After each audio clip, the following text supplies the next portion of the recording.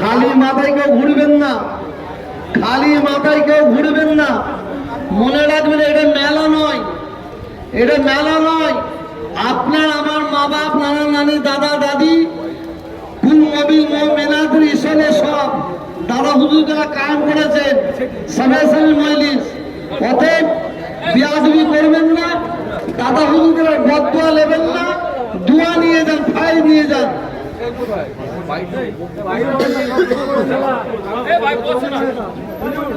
কলকাতায় পানি হয়েছে,